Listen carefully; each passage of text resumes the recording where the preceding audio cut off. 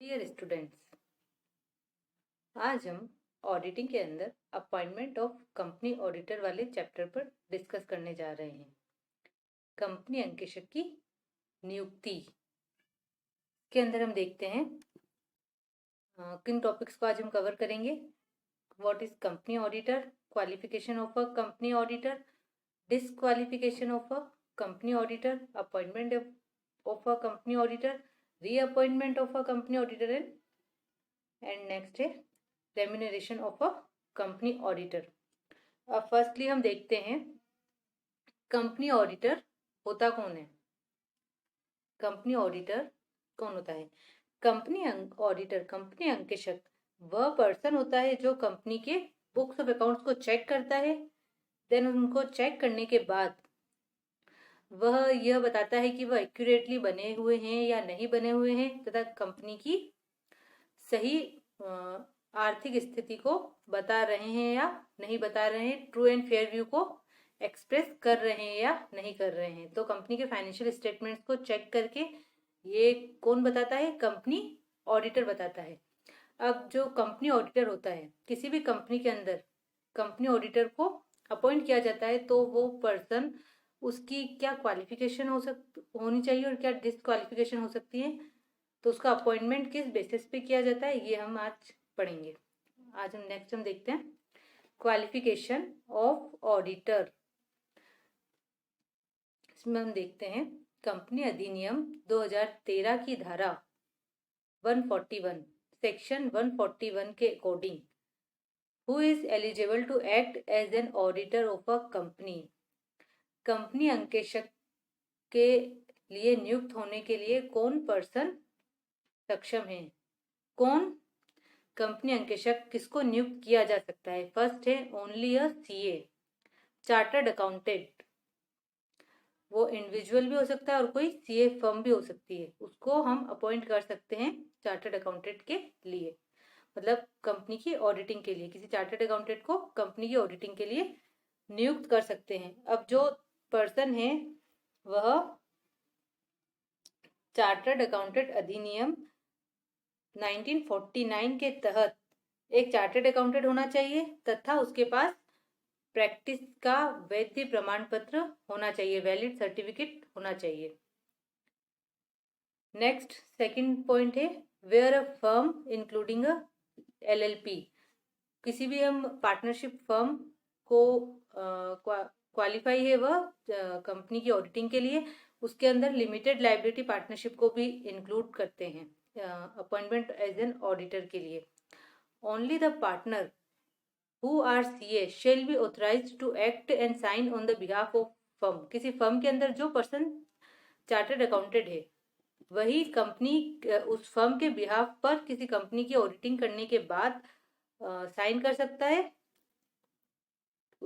उसकी जो रिपोर्ट्स है उसके ऊपर। ये हमने पढ़ा क्वालिफिकेशन ऑफ ऑडिटर।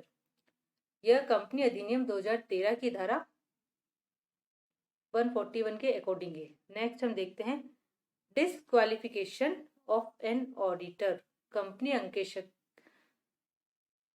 की अयोग्यताएं अकॉर्डिंग टू सेक्शन 143। इसके अंदर फर्स्ट पॉइंट है ऑडिटर्स रिलेटिव बिंग डायरेक्टर और केएमपी।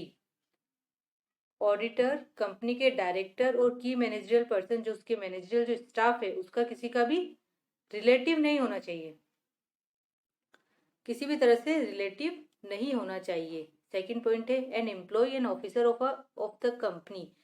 जो कंपनी है जिसकी की ऑडिटिंग की जानी है उसके अंदर कोई एम्प्लॉय है या वहीं का कोई मैनेजमेंट के अंदर कोई ऑफिसर है जो कि चार्टर्ड अकाउंटेंट है, तो उसको हम उसी कंपनी की ऑडिटिंग के लिए नियुक्त नहीं कर सकते हैं, उसके लिए वह डिसक्वालीफाई है, उसको नियुक्त नहीं किया जा सकता है। थर्ड पॉइंट है कॉन्वेक्टेड फॉर 10 ईयर्स।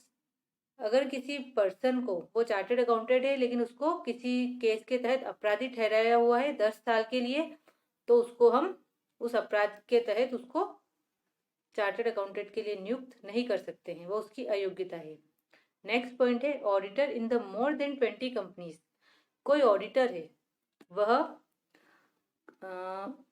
कोई ऑडिटर है वह 20 कंपनीज की ऑडिटिंग अभी प्रेजेंट टाइम में कर रहा है, तो उसकी मैक्सिमम लिमिट 20 कंपनीज की होती है, तो उसे 20 से ज़्यादा कंपनीज की ऑडिटिंग वह नहीं कर सकता है। तो अगर कोई ऑडिटर 20 कंपनीज की ऑडिटिंग कर रहा है तो उससे ज़्यादा ऑडिटिंग के लिए डिस्क्वालीफाई होता है।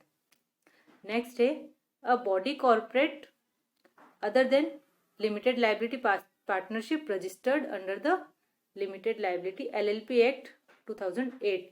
कोई बॉडी कॉर्पोरेट, अब बॉडी कॉर्पोरेट क्या होती है? बॉडी कॉर्पोरेट की डेफिनेशन सेक्शन 143 के अंदर डिफाइन की हुई है। सॉरी, बॉडी कॉर्पोरेट की डेफिनेशन सेक्शन 211 कंपनीज एक्ट की सेक्शन 211 के अंदर डिफाइन की हुई है। इसके अंदर किसको इंक्लूड किया जाता है? Public company, partner public company, private company, 1 person company, foreign company, small company, इन सबको बॉडी कॉर्पोरेट के अंदर इंक्लूड किया जाता है। तो ये जो सारी कंपनीज हैं वह कंपनी की ऑडिटिंग, कोई एक कंपनी अदर कंपनी की ऑडिटिंग के लिए ऑडिटिंग नहीं कर सकती है, लिमिटेड लाइबिलिटी पार्टनरशिप को छोड़कर। नेक्स्ट पॉइंट है a person whose relative is in the employment of the company. कोई पर्सन किसी कंपनी के एम्प्लॉयमेंट से रिलेटेड हो, या फिर किसी डायरेक्टर से या फिर किसी की मैनेजरियल पर्सन से रिलेटिव हो, डायरेक्टली इनडायरेक्टली, तो हम उसको कंपनी ऑडिटर के ऑडिटिंग के तहत ऑडिटिंग करने के लिए नियुक्त नहीं कर सकते हैं।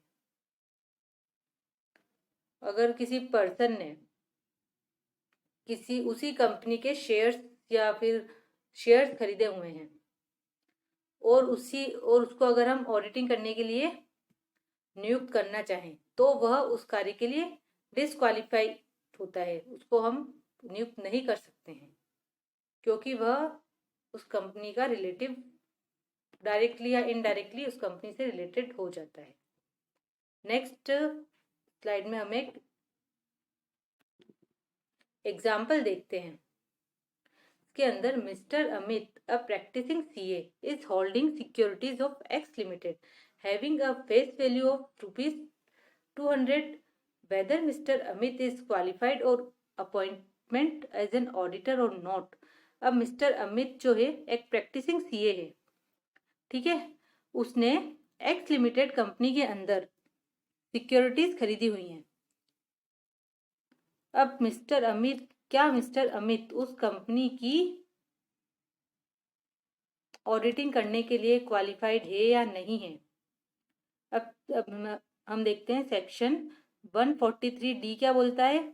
N auditor is disqualified to be appoint as an auditor if he or has relative or partner holding any security of or interest in the company or its subsidiary.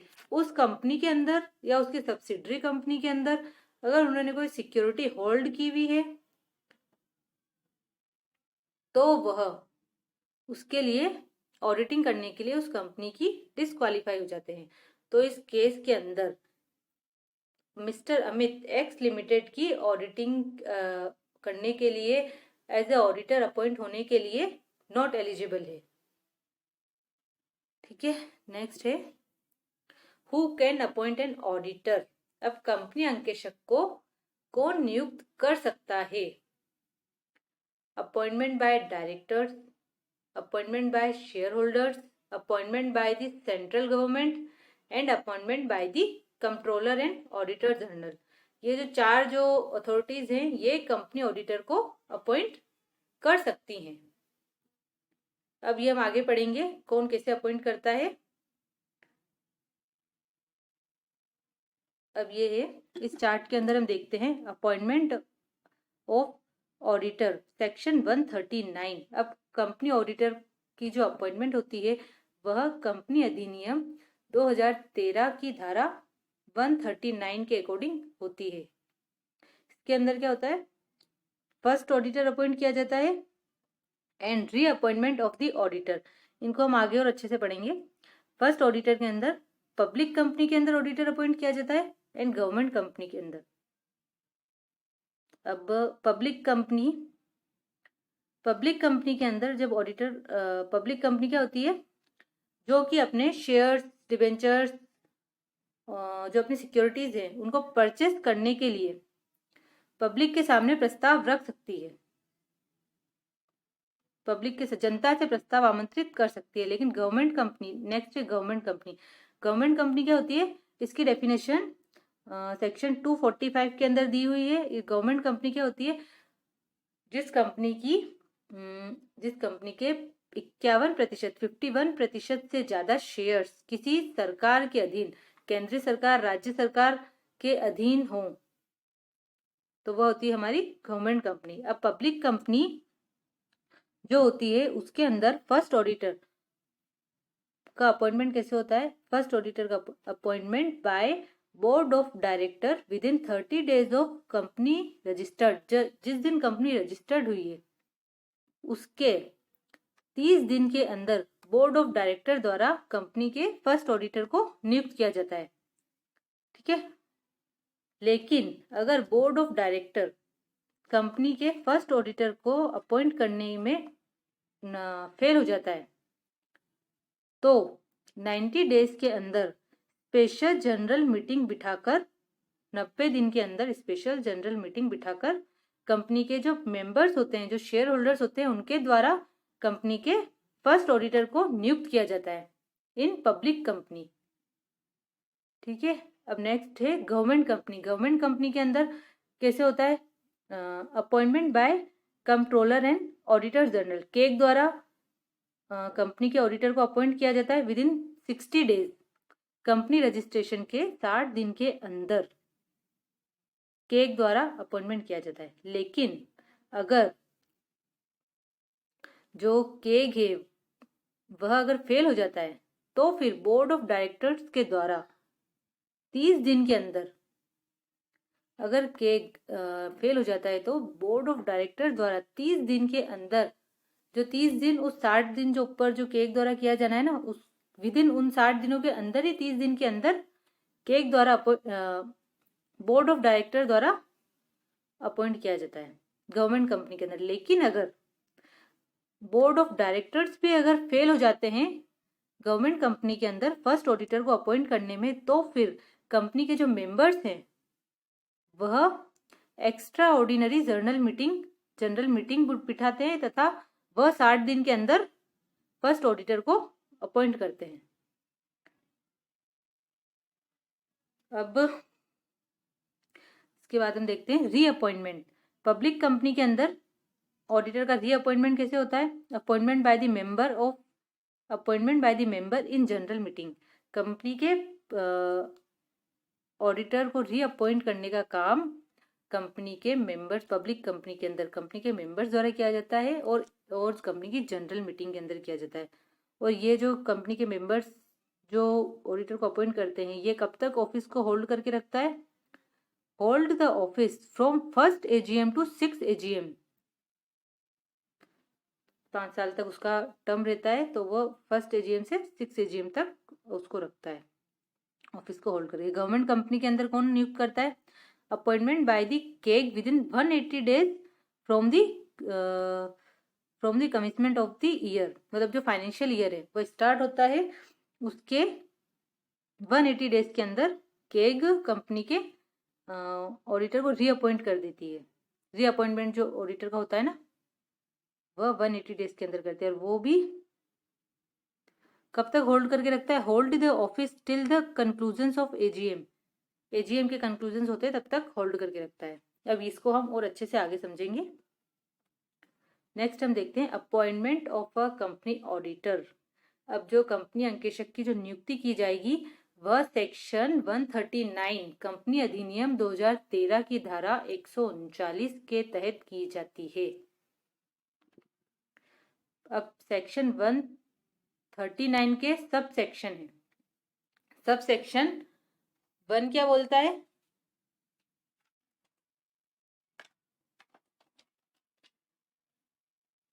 Sub section 1 क्या बोलता है, company appoint an auditor at the first annual general meeting who hold office for next 5 years till the conclusion of 6th AGM।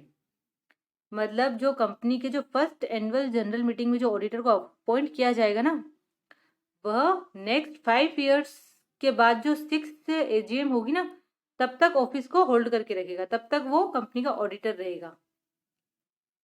ये वो बोलती है section 139(1). Section 139 का sub section 1 है, वह ये बताता है।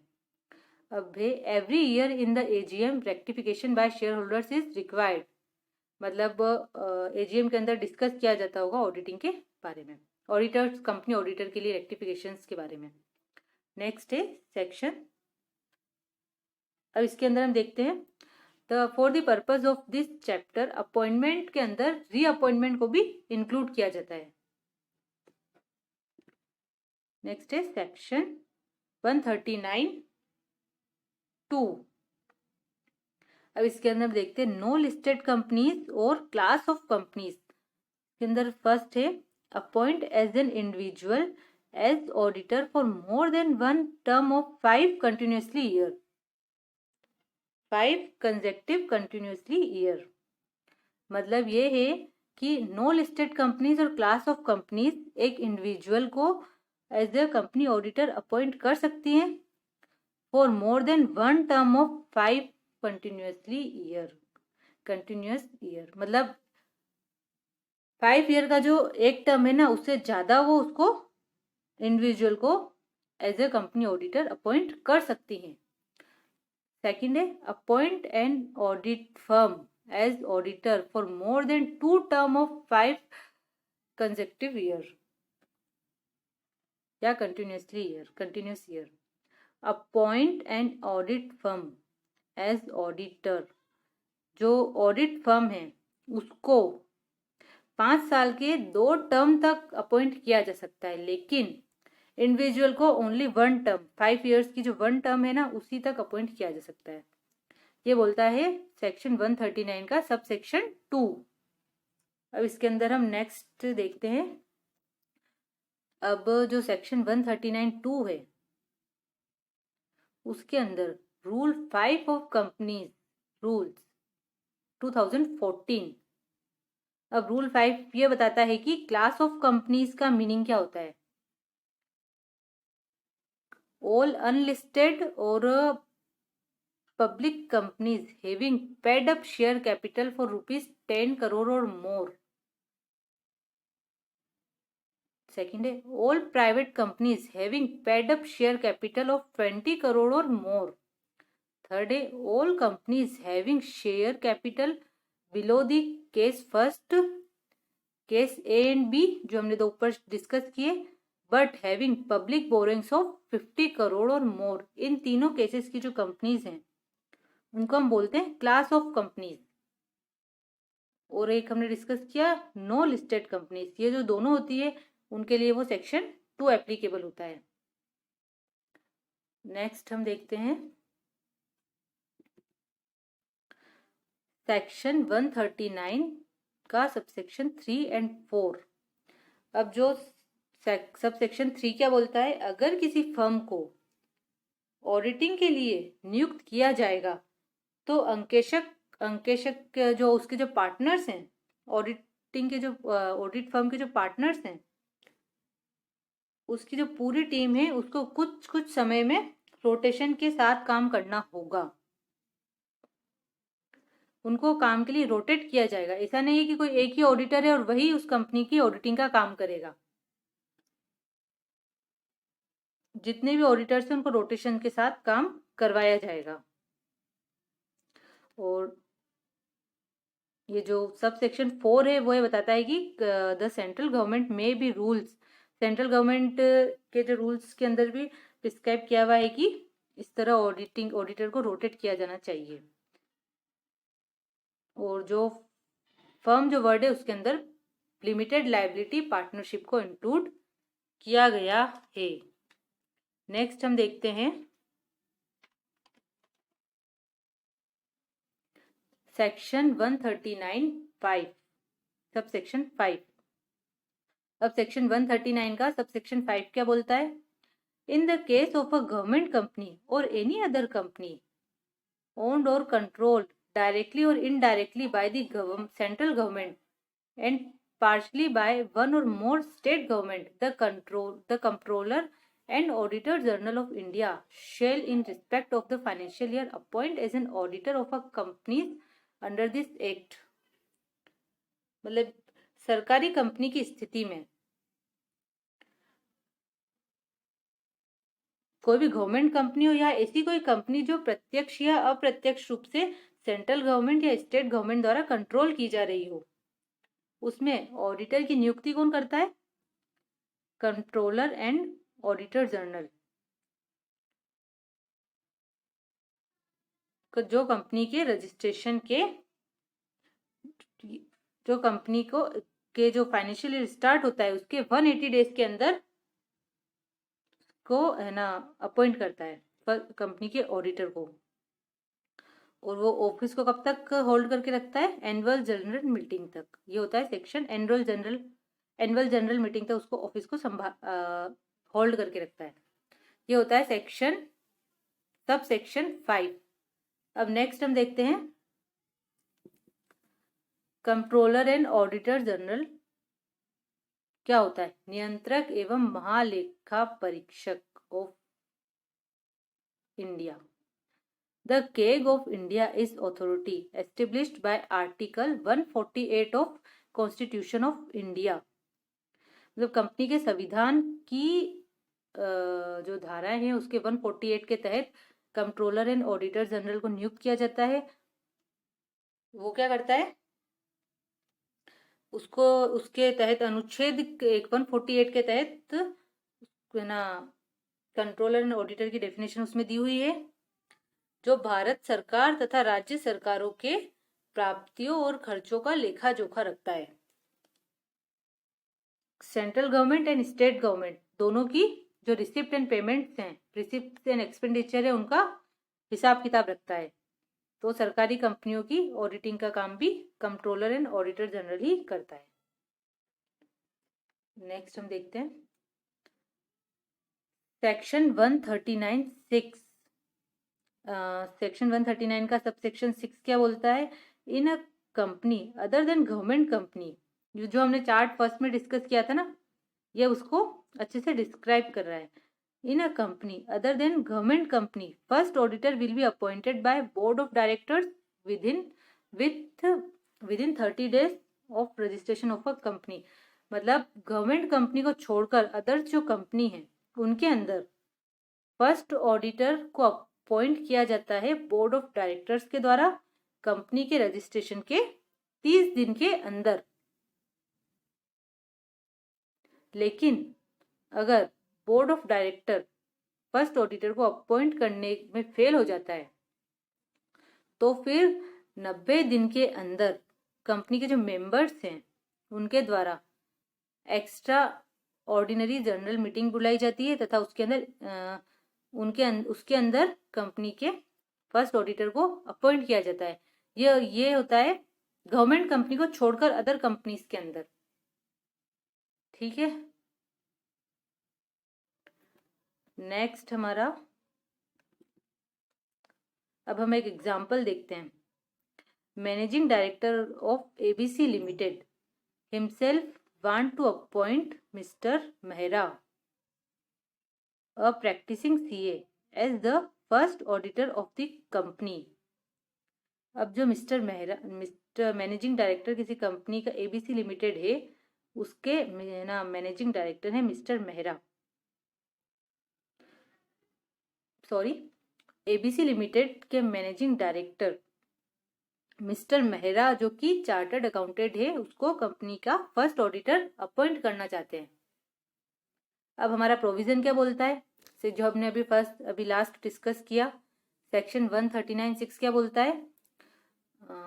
According to section 139(6) of a companies act 2013, the first auditor of a company shall be appointed by the board of directors within 30 days of the registration of a company।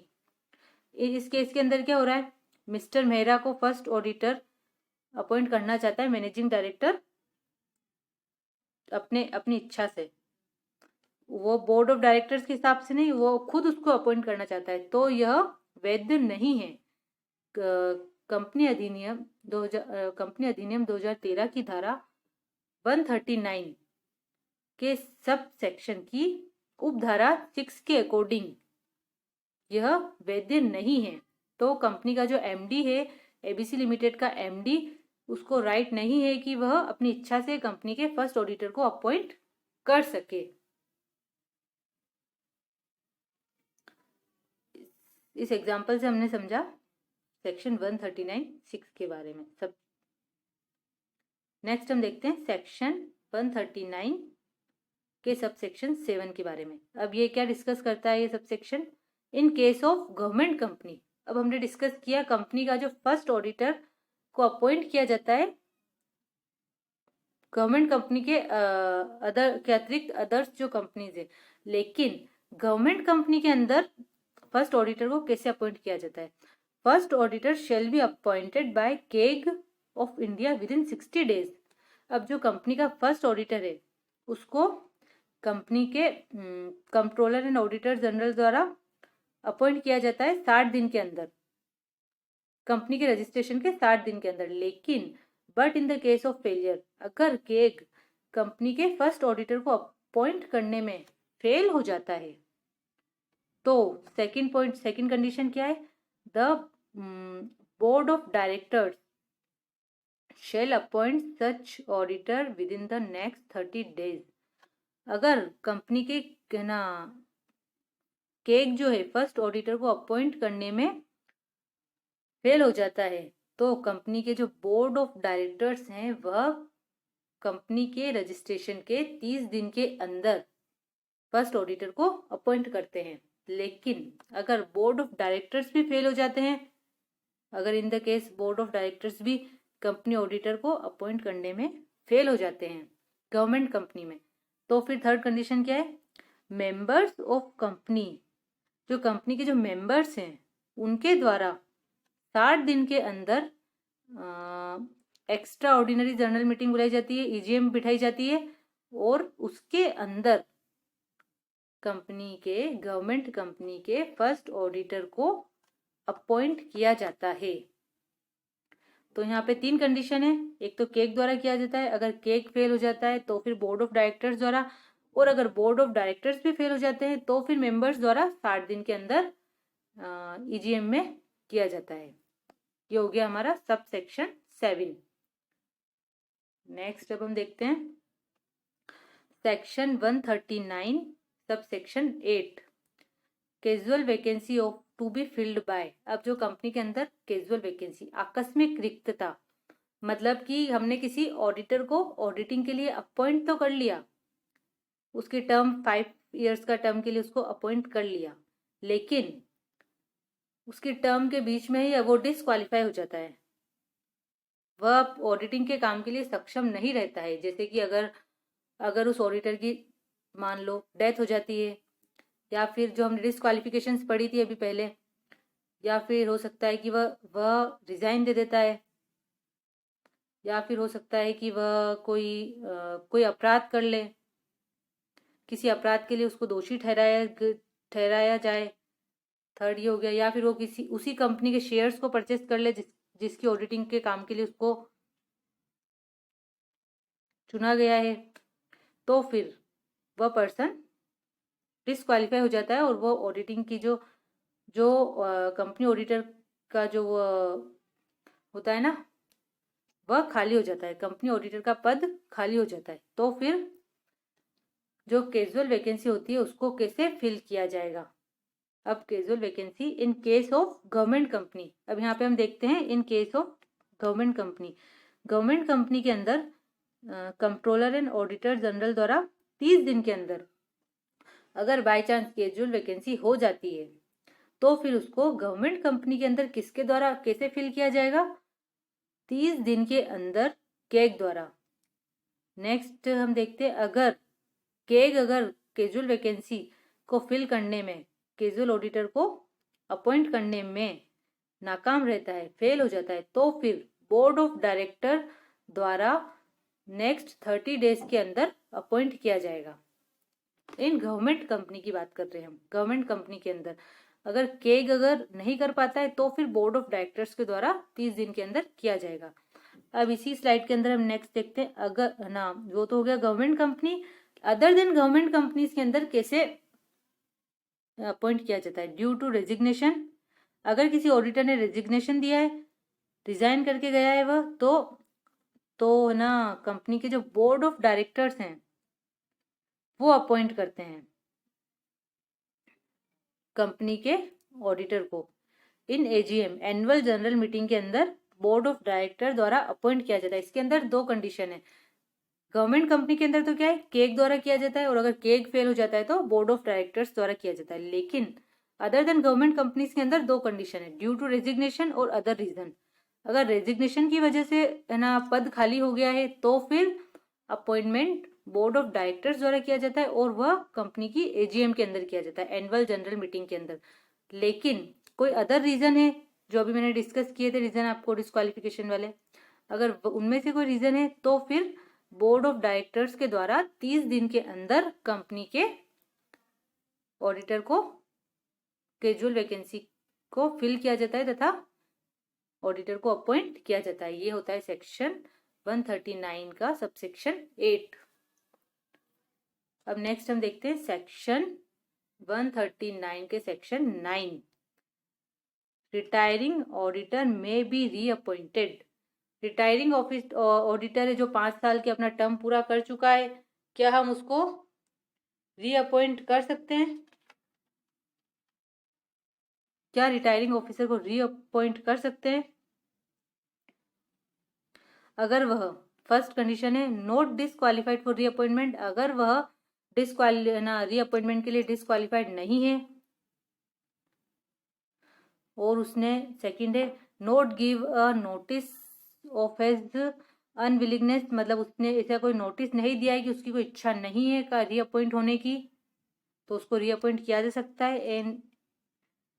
And third point है special resolution has not be passed, मतलब उसके ऊपर कोई special resolution, special कोई ऐसा कोई disqualification या ऐसा कोई पास्ड नहीं हुआ है, तो उसको किसी ऑडिटर को हम अपॉइंट कर सकते हैं अगर ये कंडीशंस हैं तो। नेक्स्ट स्लाइड बताती है reappointment of an auditor. The retiring auditor shall not be reappointed in the following, मतलब कोई ऑडिटर है, उसको कोई रिटायर्ड ऑडिटर है को हम रीअपॉइंट कब नहीं कर सकते हैं। अब आगे हमने पढ़ा कब कर सकते हैं, ये है कब नहीं कर सकते हैं।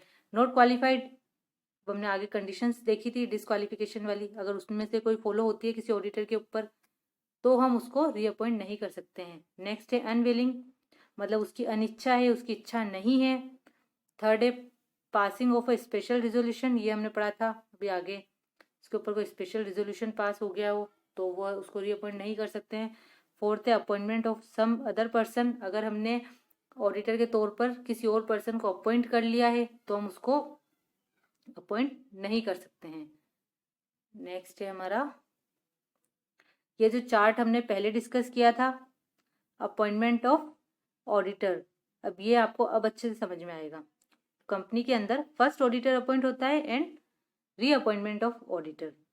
अब जो फर्स्ट ऑडिटर जो होता है वह ओनली फर्स्ट जो एजीएम होती है ना कंपनी के रजिस्ट्रेशन के बाद, फर्स्ट एनुअल जनरल मीटिंग होती है ना, तब तक ही वह ऑफिस को होल्ड करता है। उसके बाद ऑडिटर का अलग सिरे से अपॉइंट किया जाता है, रीअपॉइंटमेंट किया जाता है। वो 5 साल तक रहता है, ऑडिटर का टर्म उसमें 5 साल तक रहता है। तो ये चार्ट आपको अब अच्छे से समझ आएगा उन सब डिस्कशंस को करने के बाद। नेक्स्ट हम देखते हैं सेक्शन 139 का सबसेक्शन 10 एंड 11।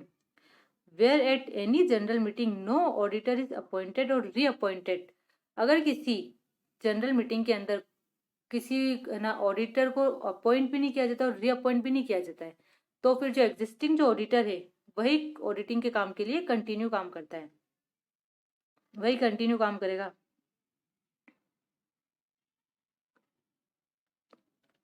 अब सबसेक्शन 11 क्या बोलता है, where a company is required to constitute an audit committee under section 177, all appointments including the filling of casual vacancy of an auditor under this section shall be made after taking into account of recommendation of such committee। ये जो audit committee होती है उसकी recommendation के बाद ही ये appointment, casual vacancy के जो वो डिसीजन लिए जाते हैं वो इस कमेटी के रिकमेंडेशन के बाद लिए जाते हैं। नेक्स्ट है remuneration of company auditor, company अंकेशक का पारिश्रमिक। अब ये कौन डिसाइड करता है? Remuneration of company auditor as per companies act 2013 section 142। जो सेक्शन 142 है उसके अंतर्गत निर्धारित किया जाता है। Who can fix remuneration? अब कंपनी अंकेशक का पारिश्रमिक कौन निर्धारित करता है? फर्स्ट है बोर्ड ऑफ डायरेक्टर्स, सेकंड है shareholders in general meeting and third है shareholders in general meeting. First है बोर्ड ऑफ डायरेक्टर्स द्वारा। अब बोर्ड ऑफ डायरेक्टर्स द्वारा कब किया जाता है इसमें हम देखते हैं, in case of first auditor appointed by board of director. अगर कंपनी का फर्स्ट ऑडिटर कंपनी के बोर्ड ऑफ डायरेक्टर्स द्वारा ही अपॉइंट किया गया है तो उनका रेम्यूनरेशन भी बोर्ड ऑफ डायरेक्टर्स द्वारा ही डिसाइड किया जाएगा। सेकंड है shareholders in general meeting, in case of auditor appointed by the share holders in general meeting. अगर ऑडिटर्स द्वारा अगर शेयर होल्डर्स द्वारा ऑडिटर को जनरल मीटिंग में अपॉइंट किया गया है, ऑडिटर को जनरल मीटिंग के अंदर अपॉइंट किया गया है तो शेयर होल्डर्स के द्वारा ही उसका रेम्यूनरेशन फिक्स किया जाएगा। थर्ड है shareholders in general meeting, in the case of auditors appointed by keg. अगर गवर्नमेंट कंपनी है उसके ऑडिटर को केग द्वारा अपॉइंट किया गया है तो उसका remuneration share holders annual general meeting के अंदर डिसाइड करते हैं। ये हो गया कि कौन रेम्यूनरेशन डिसाइड करता है कंपनी ऑडिटर का।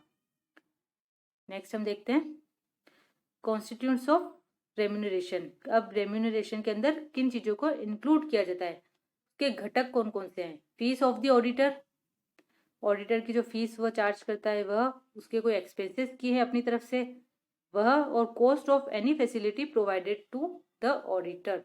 इन तीन चीजों को रेम्यूनरेशन के अंदर इंक्लूड किया जाता है।